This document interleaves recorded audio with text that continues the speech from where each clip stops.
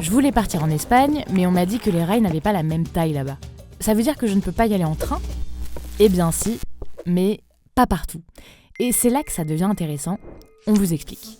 Alors oui, l'écartement des rails, ça varie d'un pays à l'autre en Europe.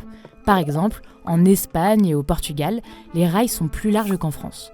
Pourquoi ? Parce que chaque pays a fait son réseau à sa manière, en fonction de ses besoins. Certains pays, par exemple, avaient élargi leurs rails pour empêcher leur utilisation par des envahisseurs potentiels. En Espagne, c'est plutôt une histoire de relief. Des rails plus larges, c'est mieux pour les virages serrés dans les montagnes. Passer d'un pays à l'autre avec des rails différents, c'est parfois un vrai casse-tête.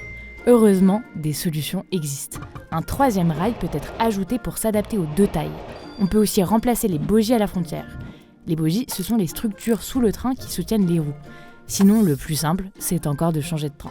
Mais, et là c'est un mais qui se compte en millimètres, une norme a été adoptée en 1922, l'écartement standard de 1435 mm.